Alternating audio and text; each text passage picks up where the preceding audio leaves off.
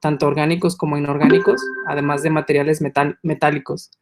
Y los ha estudiado a través de técnicas espectroscópicas, técnicas ópticas y técnicas espectroscópicas de electrones, tanto en laboratorios con láseres, lo que llama aquí el tabletop, y también con grandes instrumentos como lo es el sincrotrón francés Soleil. Entonces, pues bienvenido, Manuel, muchísimas gracias por aceptar nuestra invitación, te cedo la palabra. Bienvenido al coloquio. Hola, muchas gracias, Ulises. Muchas gracias por la invitación aquí al coloquio ICF UNAM. Y bueno, pues yo les voy a platicar un poco de mi trabajo que realicé durante mi doctorado en el Instituto de Nanociencias de París, el cual pertenece a la Universidad Sorbona, y bueno, que realicé gracias al apoyo del Laboratorio de Excelencia Plasmas en París, y bueno, con el apoyo también del CONACYT. Bueno, el título es la dinámica estructural ultra rápida, inducida por láser y estudiada por espectroscopía de fotoelectrones. Bueno, pues primero les voy a presentar la universidad, que está aquí básicamente en el centro de París, en el barrio latino. Aquí les tengo una foto de Notre Dame, bueno, que está en el mismo barrio. Bueno, la Torre Eiffel está por acá, un poco lejos, al otro extremo de la ciudad. Y bueno, yo hice aquí mi doctorado y gran parte de los experimentos los tuvimos que hacer en la ciudad de Burdeos, en Francia, la cual está aquí al sur, al suroeste, a unos 600 kilómetros de París. Bueno, la ciudad también tiene sus plazas y, bueno, su río que la atraviesa y, bueno, muy conocida sobre todo por el vino. Pero bueno, hoy les voy a hablar de física y veníamos aquí a Burdeos para trabajar en el laboratorio CELIA, que es el Centro de Láseres Intensos y Aplicaciones. Y bueno, más adelante les platicaré por qué teníamos que ir a ese laboratorio. Y bueno, pues para entrar en materia, les voy a presentar primero la motivación de este trabajo. Es estudiar estados altamente excitados de la materia, en los cuales hay un régimen fuera del equilibrio térmico, en este caso. Y bueno, cuando hablo de equilibrio térmico me refiero a la diferencia de temperatura que puede haber en estos estados de la materia entre los electrones y los iones, ¿no? En el caso en que los electrones están muy calientes y los iones se mantienen fríos, pues puede haber interacciones, ¿no? Como transferencia de energía, ¿no? Pero ¿cómo podemos producir estos estados de la materia? Bueno, nosotros optamos por utilizar pulsos láser infrarrojos, y nosotros vamos a estar estudiando metales. Este es un estudio experimental y muy fundamental de las propiedades de la materia en estos regímenes altamente excitados. Bueno, nosotros usamos unos pulsos láser de 800 nanómetros de longitud de onda, los cuales tienen un espesor de piel, skin depth, de 3.4 nanómetros para el cobre, que fue el material que más utilizamos, ¿no? Bueno, cuando un pulso láser de una duración de femtosegundos irradia un metal, principalmente la energía es absorbida por los electrones, ¿no? Entonces se dice que hay un calentamiento de los electrones alrededor del tiempo que dura el pulso láser. Posteriormente, estos electrones empiezan a interactuar entre sí hasta que llegan a una distribución que se puede caracterizar por una temperatura, ¿no? Y esto ocurre alrededor de 100 femtosegundos después de que se fue el pulso láser. Y, entre tanto, los electrones empiezan a interaccionar con la red cristalina, si es un cristal, por ejemplo, con la red atómica que está fría inicialmente, y estas interacciones se dan a través de fonones, ¿no? Es una interacción electrón-fonón. Y bueno, esta transferencia de energía va a darse hasta que lleguen a estar en equilibrio térmico, ¿no? La población electrónica y la población iónica. Y esto ocurre alrededor en tiempos en escalas de 10 picosegundos.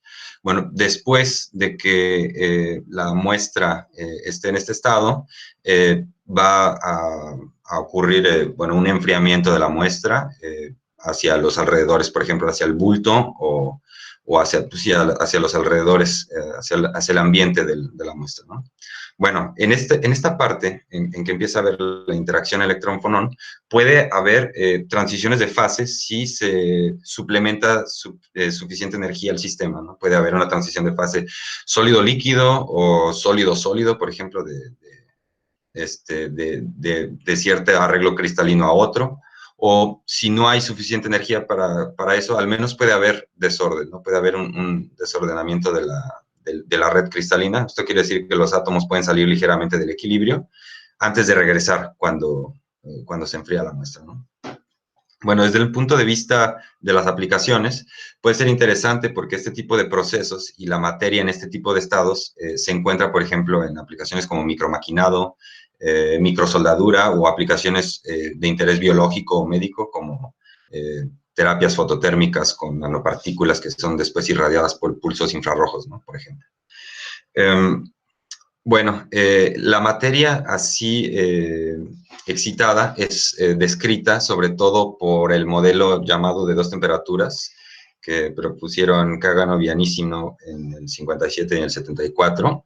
Y este modelo es básicamente dos ecuaciones diferenciales acopladas, las cuales separan las contribuciones de los electrones y de los iones, asignándoles temperatura electrónica y iónica, ¿no?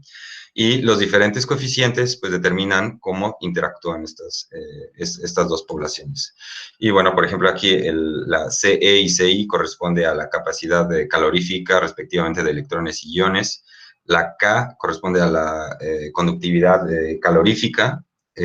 La G es el acoplamiento, la constante de acoplamiento que no es tan constante como les voy a mencionar, entre la población electrónica y la población iónica, y finalmente el término fuente de energía, que en nuestro caso corresponde al pulso láser y que se deposita en la población electrónica.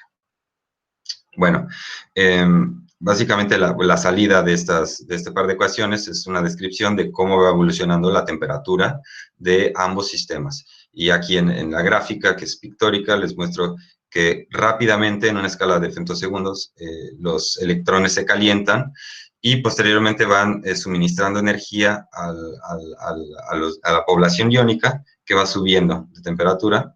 Y bueno, después evolucionan hasta un punto en el que llegan al equilibrio y después evolucionan de forma contigua. Bueno, en estos estados en el que la temperatura electrónica y la temperatura iónica es bastante diferente, puede haber una modificación de las propiedades. Es decir, que la capacidad calorífica o la conductividad calorífica, incluso el acoplamiento electrón-fonón, no es descrito, por ejemplo, como una constante como se pensaba originalmente. Y qué tan bien descritas estén estas propiedades físicas de la materia, va a determinar qué tan bien describe el modelo, el comportamiento que veremos experimentalmente, ¿no? Y bueno, entonces aquí para estos modelos siempre hay un poco de debate aún, porque eso es bastante complejo entender cómo van evolucionando las constantes dependiendo del nivel de excitación. Y bueno, esto nos lleva a plantearnos el objetivo, que es bueno, que a partir del calentamiento ultra rápido de la materia, se producen estados fuera del equilibrio, donde la temperatura electrónica es mucho más elevada que la temperatura iónica, y esto conlleva a que haya un debate sobre cómo se van a comportar las propiedades del material. Y bueno, esto intrínsecamente nos lleva a plantearnos la necesidad de medidas experimentales con las cuales poder obtener más información para modelar correctamente a estos materiales. Bueno, lo que nosotros propusimos es estudiar la dinámica estructural ultra rápida desencadenada por pulsos láser de femtosegundos, estudiada resuelta en tiempo, ¿no? Y bueno, durante la presentación voy a empezar primero planteándoles la estrategia experimental, después cuál es el diseño y el desarrollo que realizamos experimentalmente. Voy a hablar después del gran reto que implica la estrategia experimental, que es el punto número 3. Voy a presentarles algunos resultados, los primeros resultados que obtuvimos con nuestro experimento, y bueno, terminaré con conclusiones y algunas perspectivas. Bueno, en cuanto a la estrategia experimental, planteamos el uso de espectroscopía de fotoelectrones. Para aquellos que por primera vez lo escuchan, la espectroscopía de fotoelectrones implica la extracción de electrones de un material utilizando, por ejemplo, fotones con suficiente energía, ¿no? Entonces, el fotón llega, impacta el material, excita a los electrones, los extrae, hay algunos que salen al vacío, y viajan hacia un detector. Y en el detector lo que vamos a estar detectando es la energía con la que salen estos electrones, ¿no? Y en nuestro caso vamos a estar, como ya mencioné antes, trabajando prácticamente toda la charla voy a estar hablando de cobre, y los fotones que utilizamos de energía son de 100 electronvolts. Y a 100 electronvolts nos permite extraer electrones de hasta 0.5 nanómetros. Y esto corresponde a la primera capa atómica en cobre. Básicamente lo que estamos haciendo en aquí es un diagrama de energía. Los fotones llegan y excitan un electrón que se encuentra en algún estado de la densidad de estados ocupados del material y lo van a proyectar hacia la densidad de estados inocupados. Si tenemos suficiente energía en el fotón, vamos a lograr que se proyecte a una zona donde los estados inocupados no tienen estructura. Entonces, la proyección de los estados ocupados sobre los estados inocupados nos va a permitir recuperar un espectro de fotoelectrones que va a ser una imagen bastante precisa de la densidad de estados ocupados, ¿no? Entonces, nosotros vamos a estar observando el espectro de fotoelectrones, que es una proyección de la densidad de estados ocupados. Y nosotros lo que estamos midiendo es la energía cinética de los electrones, conocemos la energía del fotón que estamos utilizando y a priori también conocemos la función de trabajo del material, y con esto podemos obtener la energía de ligadura de estos electrones y podemos conocer precisamente dónde estaban en la densidad de estados ocupados, ¿no? ¿Por qué es interesante la densidad de estados ocupados en este caso? Bueno, pues porque estamos esperando que si nosotros antes de extraer los electrones, excitamos la muestra con el pulso láser ultra rápido y muy intenso, pues que veamos algún cambio en el espectro de fotoelectrones que signifique que hay un cambio en la densidad de estados ocupados, ¿no? Y bueno, para esto nos estamos basando nos motivamos en algún cálculo que se realizó antes por otros grupos de la densidad de estados ocupados del cobre, por ejemplo, en estado sólido y en estado líquido, ¿no? Vemos que para pasar de estado sólido a líquido implica que hay un calentamiento, y que es lo que nosotros estamos esperando, calentar con nuestro pulso láser, y que localmente hay una modificación espectral, ¿no? Por ejemplo, aquí este hombro está decreciendo aquí localmente, y esto es lo que estamos esperando poder detectar, cambios en la densidad de estados ocupados. Bueno, como ya lo mencioné, estamos basándonos para proponer esta estrategia en que hay la densidad de estados ocupados es sensible al estado de la muestra, ¿no? Ya sea sólido, líquido o a temperatura, por ejemplo. Y bueno, si podemos seguir los cambios de la densidad de estados ocupados en el tiempo, pues vamos a poder obtener una especie como de película de lo que está ocurriendo dentro del material, ¿no?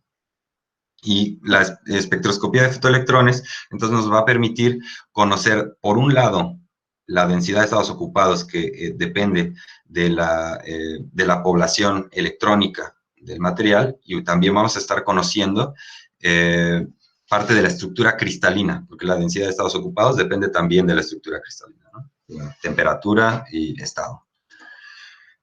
Hay un gran reto que implica el utilizar espectroscopía de fotoelectrones cuando estamos utilizando láseres pulsados muy intensos. Y es que puede haber fenómenos no lineales, como absorción multifotón, la cual puede inducir una fotoemisión de electrones. El hecho de excitar la muestra produce fotoemisión. Y bueno, estos fotoelectrones pueden perturbar la medición de los fotoelectrones de prueba, que son los que nos interesan y que tienen la información de la densidad de estados ocupados. Y nos va a perturbar básicamente por dos cosas. Uno, porque puede superponerse espectralmente.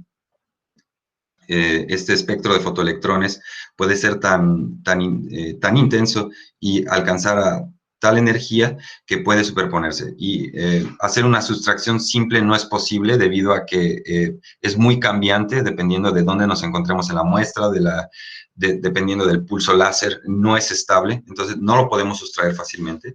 Y por otro lado, como son electrones, son partículas cargadas que van viajando en el vacío desde la muestra hasta el detector, pues pueden ser perturbadas por campos eléctricos y magnéticos.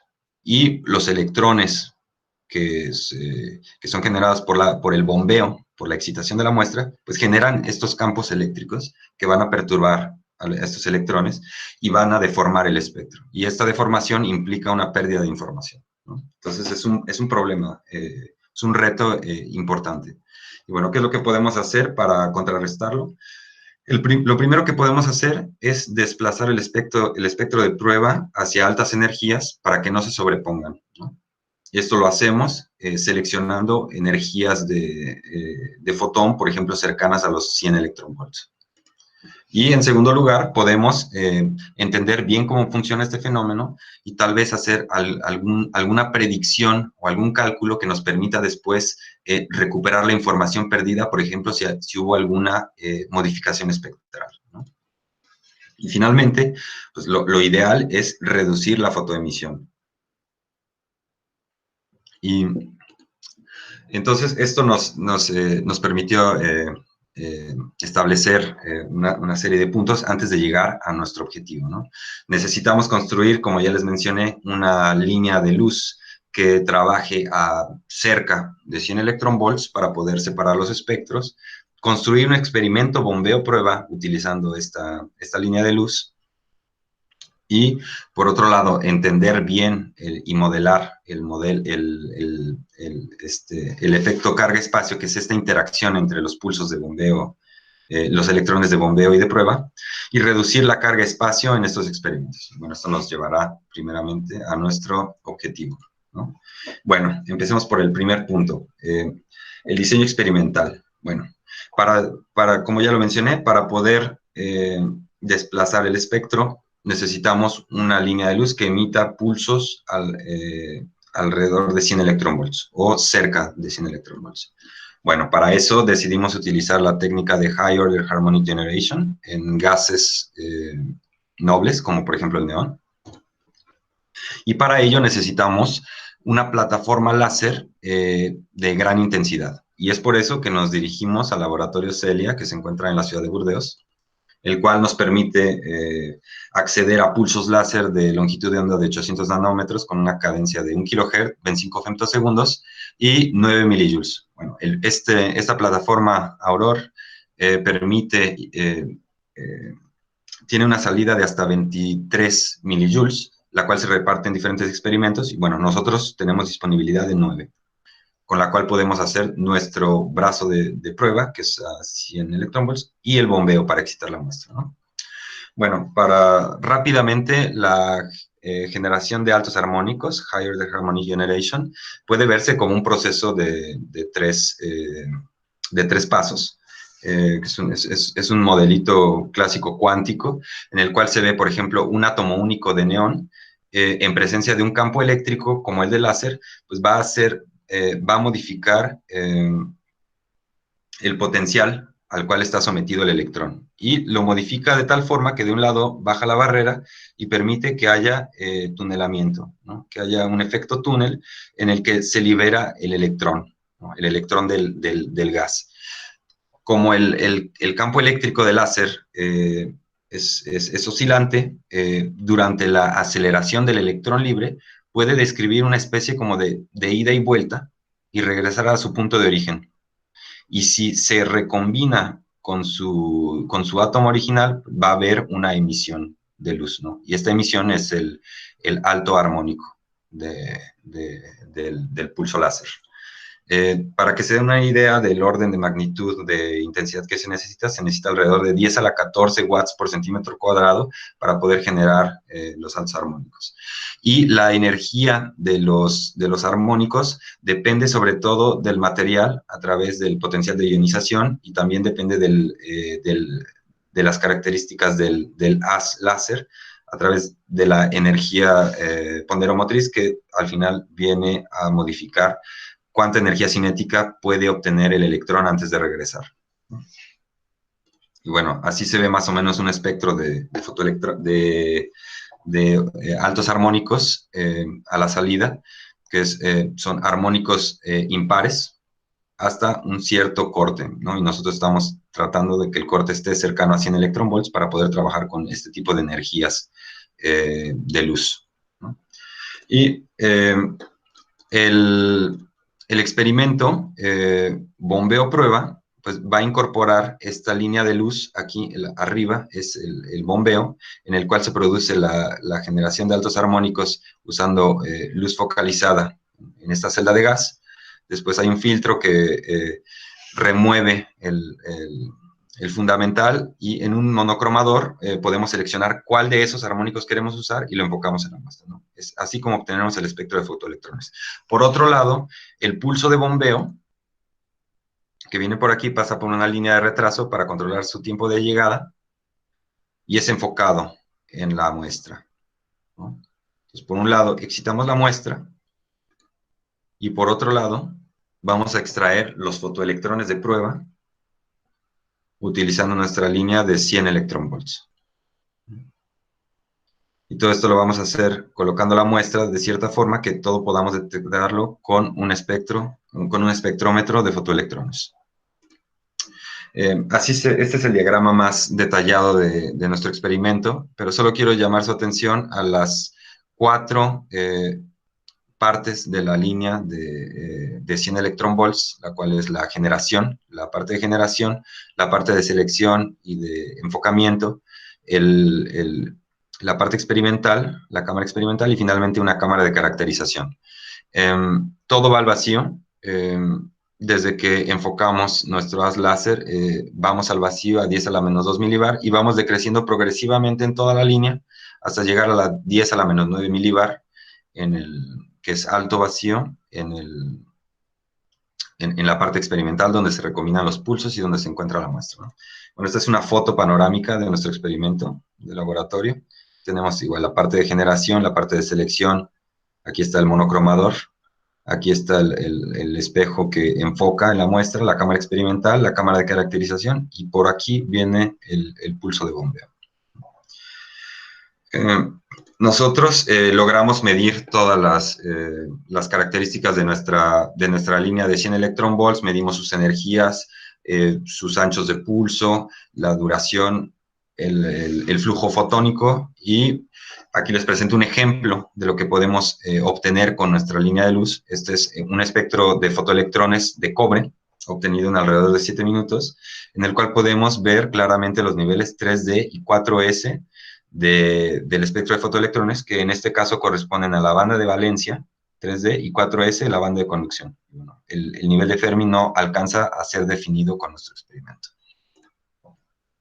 Bueno, el experimento bombeo-prueba, evidentemente llegan ambos haces casi colineales. Nosotros podemos controlarlo con un sistema de visión, y evidentemente el pulso de bombeo es más grande que el pulso de prueba para poder probar una superficie homogénea en la muestra, ¿no? Entonces ahora ya logramos los primeros 2 pasos, que es tener nuestra línea de luz y construir el experimento bombeo-prueba. Ahora les voy a presentar el modelo del efecto de carga-espacio. Voy a hacerlo muy resumido.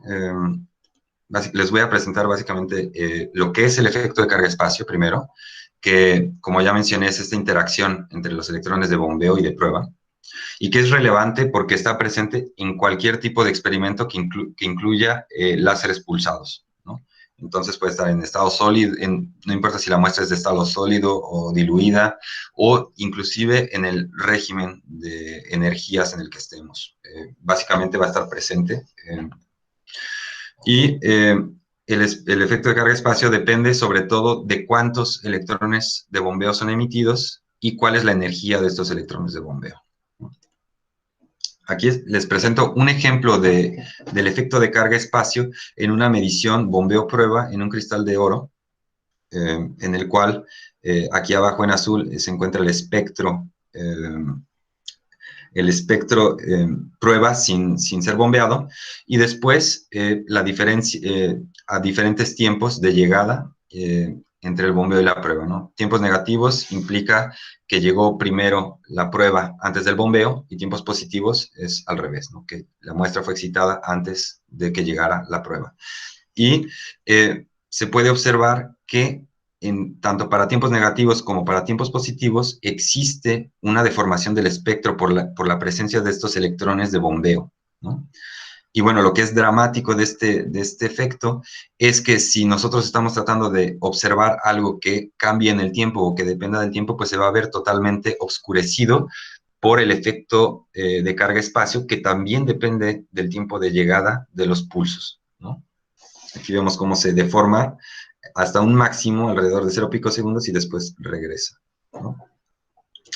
Bueno, para modelar este efecto, nos dimos a la tarea primero de modelar la fotoemisión, utilizando un modelo de Jelium con una aproximación llamada de Volkov, la cual nos permite resolver o obtener una solución aproximativa de la ecuación de Schrödinger, dependiente del tiempo. Con eso podemos calcular la emisión de los electrones de bombeo.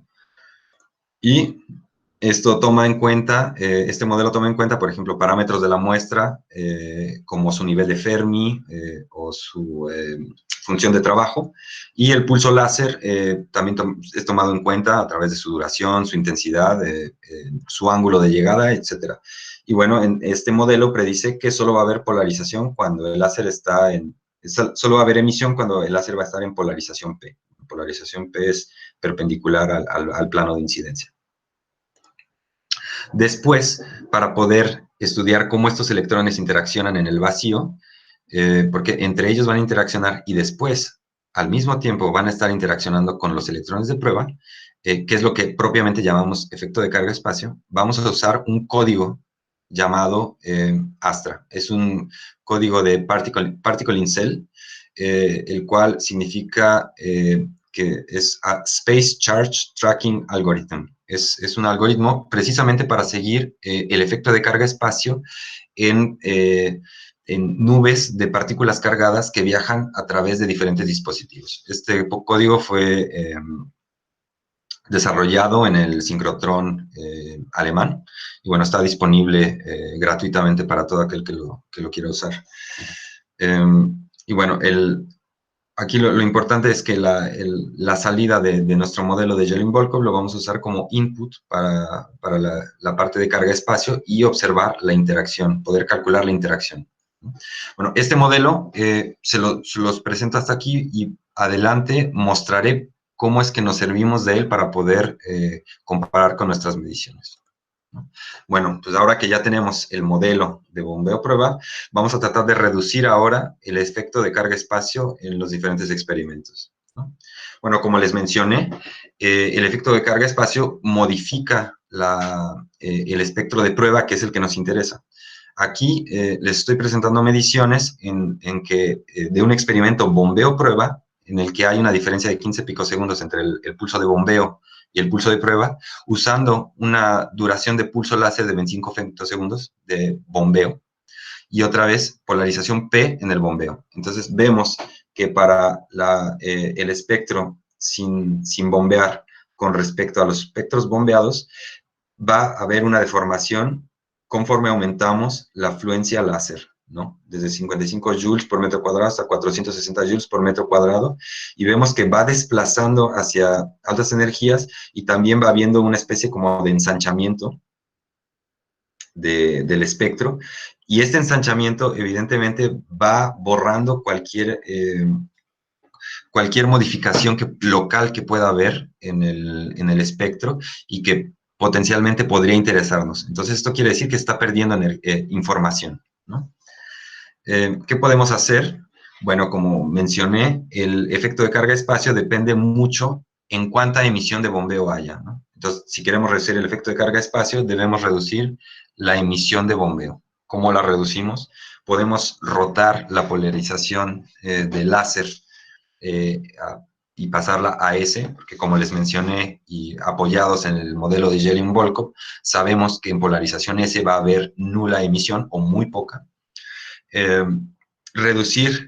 Podemos también reducir la intensidad láser, ya sea incrementando la duración del pulso, sin reducir la afluencia, o reduciendo la afluencia, ¿no? Entonces va a ser un juego entre estos. Y finalmente, algo que menciono hasta ahora es que se necesita controlar la rugosidad de la superficie de la muestra y tenerla muy controlada para evitar lo que creemos que son efectos punta. Esto quiere decir que si hay un defecto en la muestra, esto puede inducir a que haya una mayor absorción láser, que el campo eléctrico del láser sea incrementado localmente y que esto produzca mayor fotoemisión. Y bueno, esto lo hemos observado experimentalmente incontables veces y es un parámetro que resulta muy importante.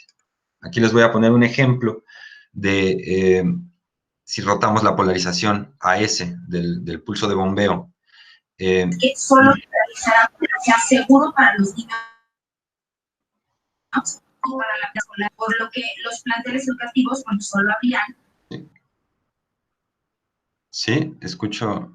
Bueno, continúo. Y si incrementamos la duración de pulso láser a 5 picosegundos, por ejemplo, en vez de 25 femtosegundos, podemos realizar experimentos bombeo-prueba, donde para una amplia gama de frecuencias láser, por ejemplo, entre 6.000 y 16.000 joules por metro cuadrado, no hay prácticamente ninguna modificación del espectro, ¿no? Eso quiere decir que se reduce drásticamente el efecto de carga-espacio, ¿no? Bueno, finalmente, con estos pasos podemos llegar a la parte experimental donde vamos a medir la dinámica estructural inducida por pulsos láser, ¿no? Bueno, les menciono que la idea de este trabajo es establecer la espectroscopía de fotoelectrones como una técnica válida, es decir, que sí nos permite acceder a información importante e interesante sobre los procesos. Entonces, lo que les voy a presentar es una prueba de principio. Usamos nosotros una muestra nanométrica, en este caso, fabricada por Molecular Beam Epitaxy, de cobre sobre cierto sustrato, donde logramos reducir la rugosidad de la superficie en 10 veces, 1.4 nanómetros comparada con los 10 nanómetros que les presenté en las últimas mediciones, ¿no? Bueno, esto nos permite utilizar un pulso de bombeo de 1 picosegundo. Evidentemente seguimos usando la polarización S y realizamos mediciones a diferentes frecuencias y cambiando el tiempo de llegada entre el pulso de bombeo y el pulso de prueba. Positivo, nuevamente, significa que llega primero el pulso de bombeo y después el pulso de prueba, y negativo es a la inversa. Ahora solo les voy a presentar las mediciones más interesantes, por cuestiones de tiempo, y las mediciones, básicamente, una serie completa de mediciones, se ve así, ¿no? Esta es una medición escaneando en el delay, es decir, tiempos de llegada de ambos pulsos desde negativo a positivo, y aquí también está el pulso sin, el espectro sin bombeo, y el espectro cuando ambos pulsos están llegando sincronizados a la muestra.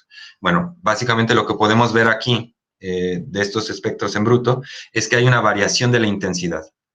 Esta variación está asociada a variaciones en el flujo del pulso de prueba, porque la generación de altos armónicos no es estable. Entonces hay variaciones, hay fluctuaciones con las cuales no podemos hacer gran cosa. Entonces tenemos que normalizar de alguna forma, ¿no? También observamos que hay un desplazamiento debido al efecto de carga-espacio, o que atribuimos a la carga-espacio, y que también aquí adentro hay modificaciones espectrales que son las que nos interesan. Entonces, todos estos efectos están entremezclados unos con otros y necesitamos poderlos separar. Y bueno, para eso necesitamos un análisis muy preciso que establecimos, el cual nos permite obtener básicamente dos informaciones: el desplazamiento o el shift, que estamos asociando fuertemente al efecto de carga-espacio, y las modificaciones espectrales que pueden ser o no dependientes de la carga-espacio.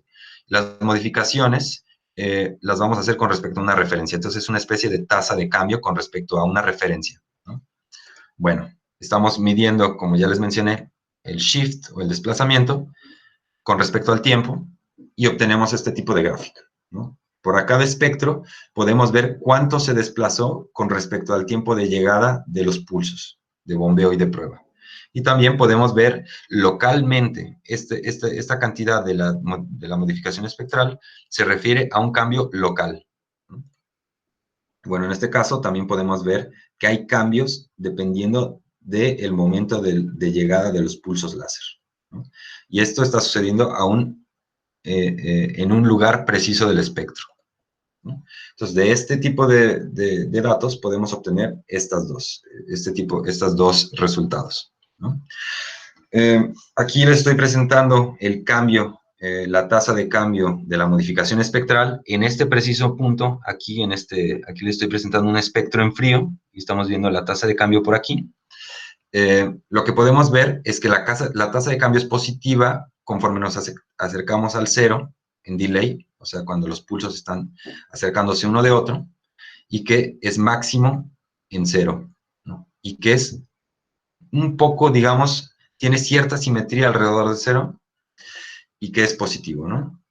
Y para tiempos positivos alejados de cero, esta tasa de cambio es negativa, ¿no? Aquí esto es negativo, mientras aquí la tasa de cambio es positiva, ¿no? Aquí les vuelvo a presentar el estudio que nos motivó, el cual nos muestra que para este cálculo de la densidad de estados ocupados entre sólido y líquido hay una diferencia muy precisa en un lugar muy preciso, ¿no? Aquí se reduce, cuando se calienta la muestra, o sea, cuando va de sólido a líquido, se reduce este hombro. Y esto lo estamos asociando con este decrecimiento local que estamos viendo aquí, en este preciso punto, con este decrecimiento de la señal, ¿no? Con este decrecimiento del espectro de fotoelectrones.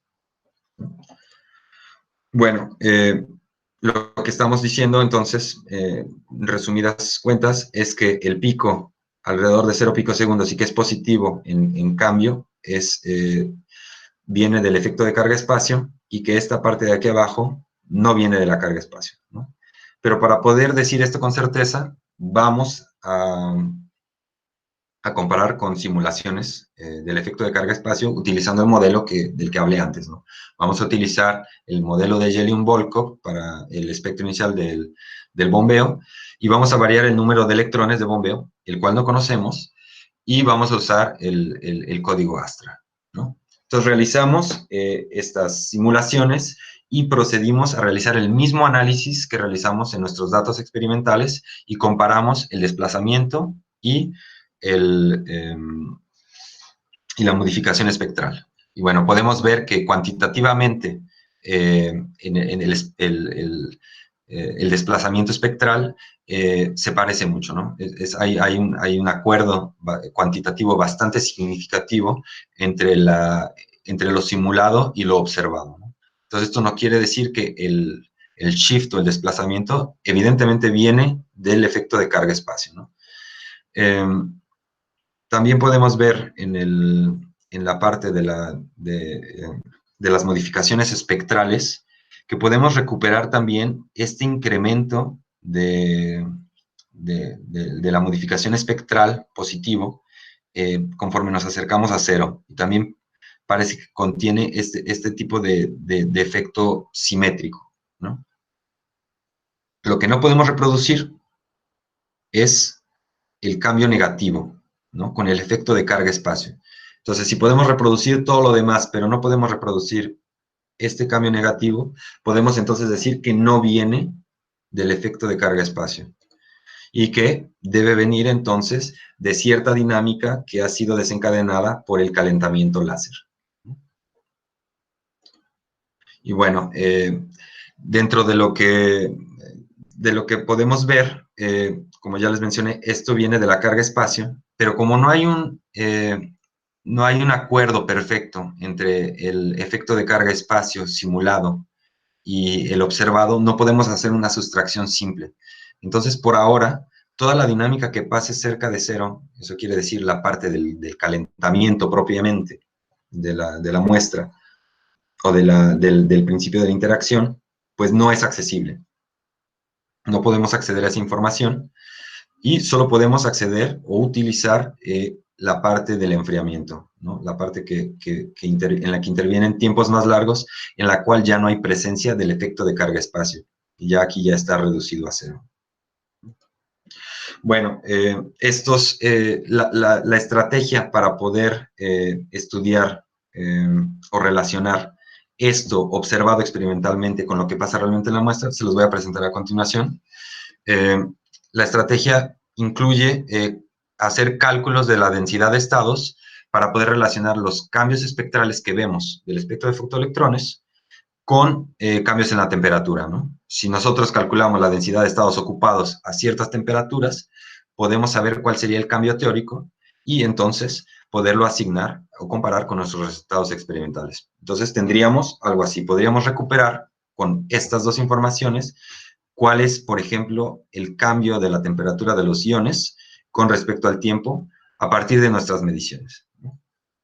Y después, si nosotros hacemos cálculos, más aún con el modelo de dos temperaturas que les presenté al principio, podríamos comparar entonces las predicciones teóricas, es decir, donde se están asumiendo ciertos modelos para las propiedades de la materia con las observaciones experimentales, ¿no?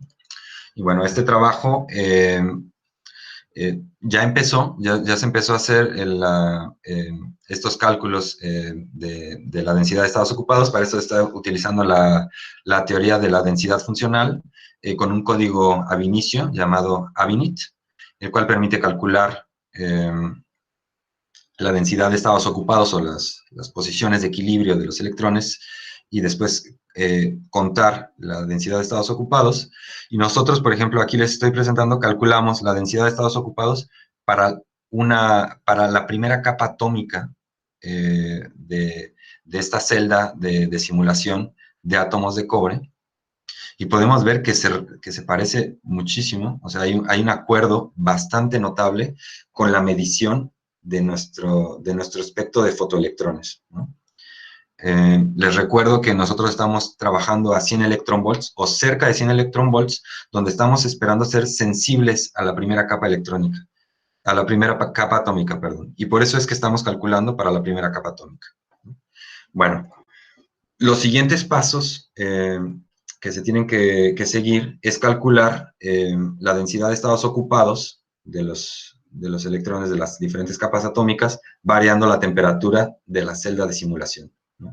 Puede ser, por ejemplo, al equilibrio, donde T es igual a TI y variamos la temperatura, o fuera del equilibrio, en donde la temperatura de los electrones es diferente a la de los iones, y eso podría corresponder, por ejemplo, a tiempos precisos calculados con simulaciones de modelos de dos temperaturas, por ejemplo, ¿no? Podríamos decir que queremos simular tal punto en el que la temperatura es diferente y observar el resultado y de esto en la densidad de estados ocupados. Bueno, pues les voy a presentar un sumario ahora de la última parte de la charla, que, bueno, logramos trabajar con una muestra que estuvo perfectamente bien controlada en su fabricación. Tuvimos una superficie muy suave, la cual nos permitió reducir enormemente el efecto de carga-espacio. Esto, aunado con la simulación del efecto de carga-espacio, nos permitió separar las partes que venían de la carga-espacio y las partes que venían de cambios espectrales inducidos por la modificación de la red atómica, ¿no? Y bueno, finalmente que los cálculos de las densidades de estados ocupados son algo que se está haciendo en este momento. Y bueno, para concluir, lo más remarcable de este trabajo, bueno, es que logramos construir la línea de luz de altos armónicos, la cual está abierta para el público, porque en el laboratorio Celia se trabaja a través de propuestas. Entonces investigadores externos pueden utilizar los equipos ahí instalados. Logramos obtener un gran entendimiento de nuestros datos, sobre todo el efecto de carga-espacio, que bueno, que les presenté solamente una parte aquí. Logramos reducir el efecto de carga-espacio en nuestros experimentos, lo cual nos llevó a estudiar con espectroscopía de electrones resuelta en tiempo nuestra muestra de cobre nanométrica, y finalmente logramos observar la dinámica estructural o los efectos de la dinámica estructural en el espectro de fotoelectrones. Como perspectivas futuras, podemos utilizar diferentes muestras, diferentes espesores de muestra, las cuales van a hacer variar las contribuciones de las diferentes propiedades y se pueden ver cambios en las dinámicas. Otra cosa muy interesante es cambiar de materiales. Por ejemplo, el oro o los semiconductores presentan comportamientos muy distintos cuando están en regímenes altamente excitados. Por ejemplo, el oro presenta esto que se llama bond hardening, y los semiconductores el efecto contrario, que se llama fusión no térmica, ¿no?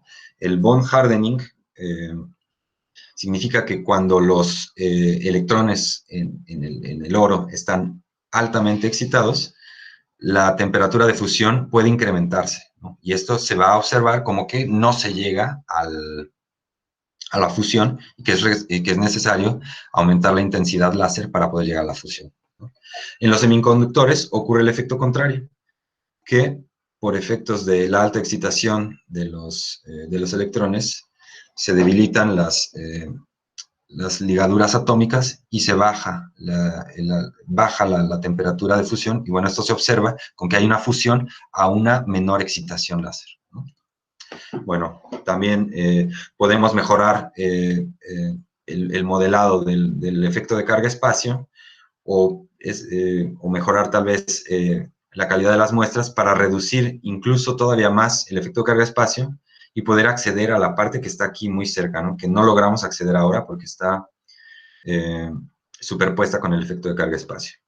Bueno, reducir aún más o poder controlar aún más el efecto de carga-espacio nos puede permitir también reducir la duración del pulso láser, porque como ahora les menciono, usamos un picosegundo, y bueno, esto nos podría llevar a realizar estudios con resolución de femtosegundos.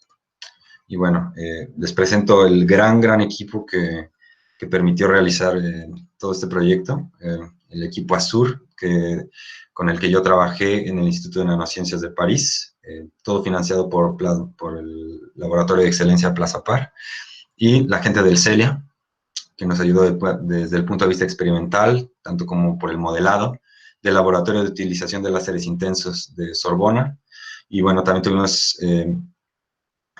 cooperación de personas en Alemania y en la Academia de Ciencias de Polonia. Bueno, les agradezco mucho su atención, eso es todo. Si tienen preguntas.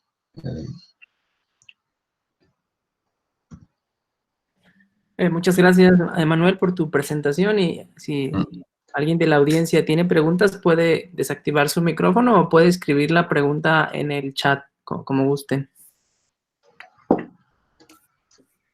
Víctor, yo tengo una, si me dejan, no me adelanto a nadie. Adelante. Sobre el truco de usar ondas S. La premisa ahí es que la penetración de ondas S y P es similar, ¿verdad?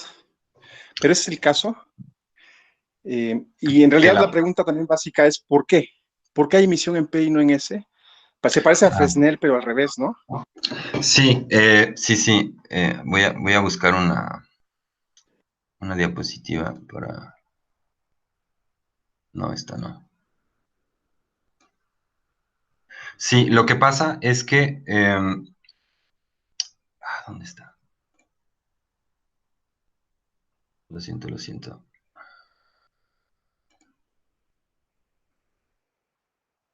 Sí, lo que sucede con el... Bueno, lo que sucede con el láser en polarización P es que, se cumplen es un cálculo cuántico, ¿no? Lo que se está haciendo es proyectar los estados iniciales en los que se encuentran los electrones hacia estados finales que sean libres, ¿no? Y esto solo se da cuando el elemento de matriz es no nulo cuando cuando el láser está el campo eléctrico está perpendicular a la superficie, ¿no? Eso es básicamente lo que pasa. Y lo tenía explicado en algún lado. Sí, aquí. No sé si alcanzan a ver esta diapositiva.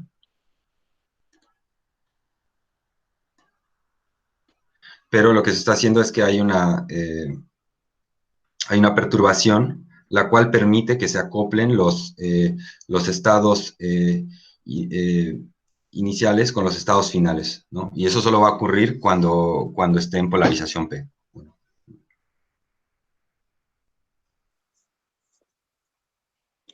Y ese cálculo no hace ninguna exposición sobre el acoplamiento de momentos angulares entre electrones y la matriz, ¿verdad? No ¿Sí estoy ves a dónde seguro. voy? O sea, las reglas de selección son estrictas cuando están bien definidos los momentos cuánticos, los números cuánticos, ¿no? Ajá. Al menos en moléculas, el número L o la paridad o lo que uses para calcular la transición, Sí. a veces no está tan bien definido, ¿no? En moléculas grandes, ya no se digan en sólidos, ¿no? Sí, bueno, aquí estamos en Es un más sólido. pregunta que afirmación, o sea, en realidad Mire, me gustaría entender. bueno, a lo mejor, bueno, aquí estamos en un sólido, ¿no? Entonces, Sí. lo que quiere decir es que los electrones, los átomos están muy cerca, entonces se forman bandas, básicamente, ¿no? Ya. Y bueno, de estas bandas no sé si esto responde un poco, si va por ahí un poco la duda. Sí, quería entender esto esa expresión que nos pones como una regla de selección, de alguna manera, ¿no? Sí, sí, parece Porque, regla de selección, sí, sí. Ujú. y lo que no me queda claro es cómo defines en un sistema tan complejo, y es por ignorancia, ¿no? Esos buenos números cuánticos para definir regla de selección, pero Bueno, vamos, estamos usando un modelo de Jellium, ¿no? ah, Asumimos que es un modelo de Jellium.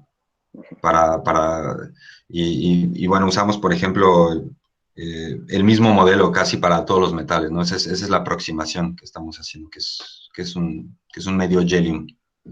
ya veo, como latina. Y de ahí viene el Jellium, ¿verdad? Sí, sí, Tengo sí, otra, pero le doy oportunidad a alguien más que quiera preguntar para no monopolizar, y si queda espacio, vuelvo. claro. Gracias. Muchas gracias, Toño. ¿Alguien más tendrá alguna pregunta?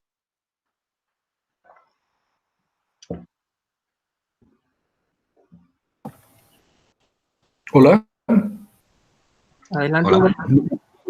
¿qué tal? Soy Humberto San Martín, Manuel. Gracias por la presentación. Mira, justo antes de la sección 4, tienes una gráfica de temperatura de los iones, me parece, no alcancé a ver el eje horizontal. Eh, Justo y antes. había una comparación más arribita. Es este tipo de gráfica, pero un poquito más arriba, Ok. un poquito antes. Haces una comparación de datos experimentales que están en puntos verdes con barras de error. Sí, sí, casi al final. Casi al final. Ah, sí. ¿Aquí será? Sí, no sé si se Eh, alcanza. esa mera. Ajá, exacto. Mira aquí, ¿cuál es el eje horizontal? Aquí en la de en medio es temperatura, porque Tiempo. esta es temperatura, por ejemplo, si pudiéramos tener diferentes puntos de cálculos de la modificación espectral con respecto a la temperatura, y esto más nuestros datos experimentales que ya incluyen la modificación espectral con respecto al tiempo, pues podríamos obtener la temperatura con respecto al tiempo, ¿no? Y comparar Ok. directamente con el modelo de dos temperaturas. Y aquí mi pregunta es la siguiente. Aunque el cálculo teórico le pega por abajo a los puntos, ¿tú consideras eso? ¿Está bien o mal la teoría? Es decir, ¿cuál es la calidad de Ah, la... Hay sí, discrepancia, ¿no? Pues hay una región en que se ven muy sí, bueno, esto separados, es, pero... sí, sí, tal vez no fui claro ahí. Esto es pictórico, esto lo hice yo, no son datos reales, ¿no? Estos Ok. no son datos reales. Hasta ahora no hemos podido hacer esto porque necesitamos tener todos los cálculos a las diferentes temperaturas de la densidad de estados ocupados, ¿no? Y hasta ahora solo tenemos uno, que es en el equilibrio, ¿no? Entonces solo podemos comparar cuando no hay excitación. Y bueno, esta es la parte que nos falta, ¿no? La parte que nos falta es poder calcular a diferentes temperaturas y finalmente para poder llegar a este tipo de comparaciones. Pero no, esto no es una comparación de datos reales. Gracias. Gracias, Humberto. ¿Alguien más tendrá alguna pregunta? Yo tengo una, Manuel, quizá un poco, quizá muy técnica. Me llamó la atención que cuando generas estos saltos armónicos, la eficiencia que Sí. debes de tener allí, porque pues nos mostrabas que generabas muchísimos armónicos y a ti te interesaba uno en particular, ¿verdad? Alrededor de los 100 electronvolts. Entonces, Sí.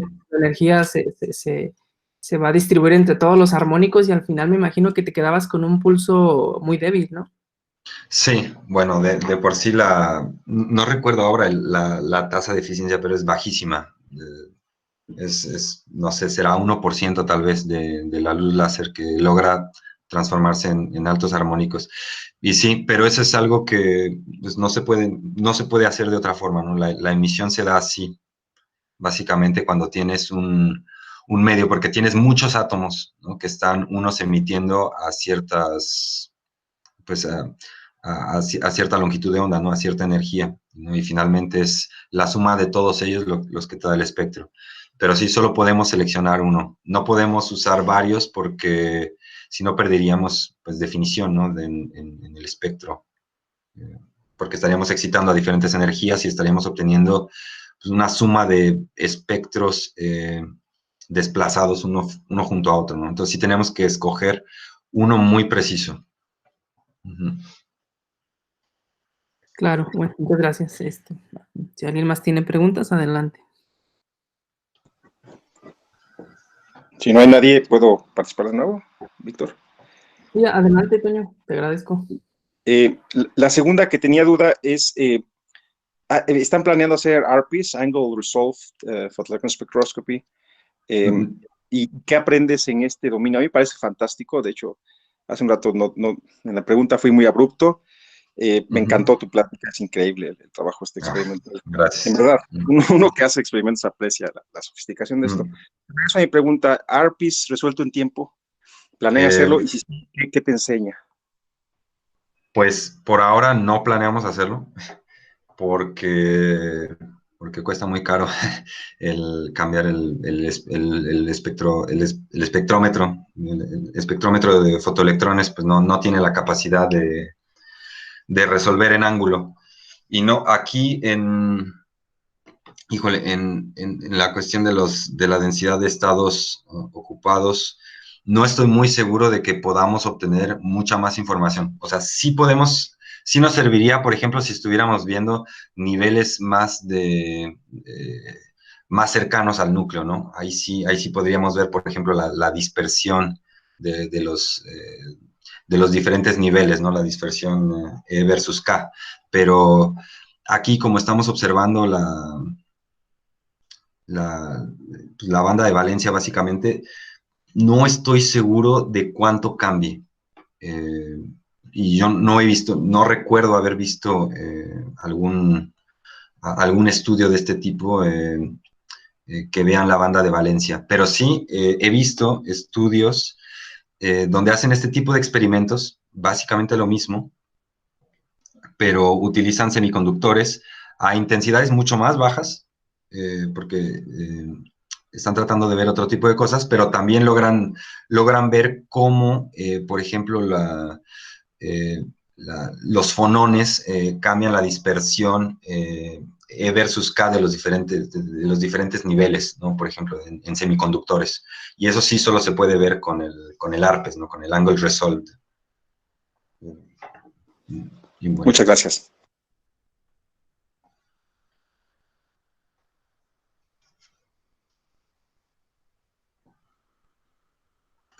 Pues muchas gracias, Manuel. Al parecer ya no hay más preguntas, por lo que veo.